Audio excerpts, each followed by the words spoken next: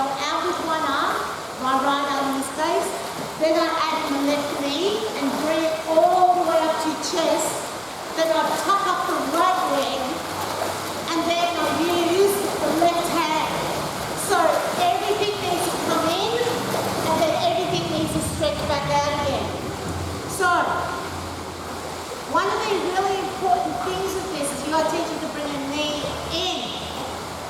That left knee. Let me show you what happens when they don't. So what happens is you got this going, and then they do that. These are at a jump and looks like this. Yeah?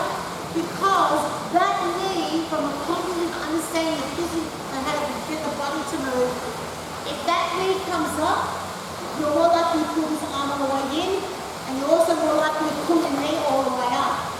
Really important. It's interesting because I often watch my clients and I say, bring your knee up, and they've got their heel coming back to their bottom. So you've really got to indicate dumbbell into the shoulder, now bring the knee to a dumbbell. So knee to dumbbell, and then you can add in all the other bits and pieces and it makes sense.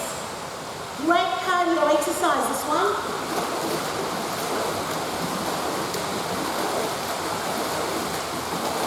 Yes, you can certainly change it to the other side and continue doing that, or you might have something in between and then just use that left arm and then build it the same way.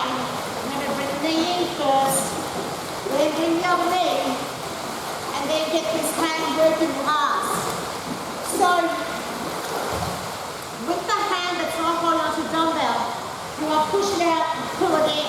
So it needs to work the water as much as the dumbbell hand, right?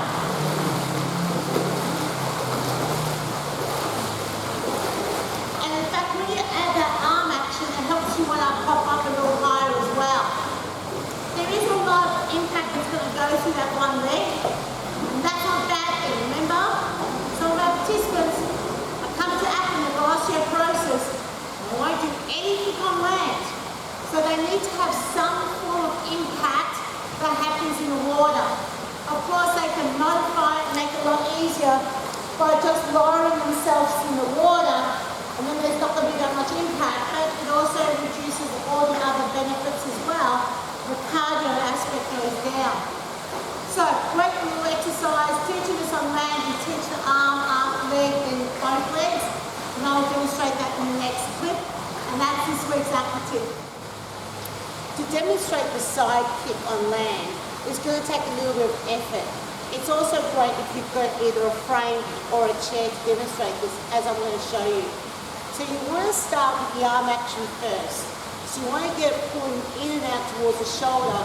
I will only do maybe 3 of those repetitions max before I then add in the leg action. Now, remember that you've got to pull the knee up towards your chest to demonstrate this well, because that's what you want them to do in the water. So don't get a little bit lazy and go like this. You want to pull it in, and remember you're trying to cue that to your class as well. So pull the knee into the dumbbell and push the arm all the way out. So arm pushing out into the water, then you add the leg action pretty quickly after that, and then that's when you need to go on the frame to demonstrate that you also want them to hop up on the opposite leg, or you can go down to the bench or a chair and demonstrate the same thing here, and then the final action is getting that opposite arm to push out and in, turn that palm in and out, once again with these famous splayed hands. So it's a 4-part demonstration, and they also do it in that format too. They sort of build as well, especially on the first side.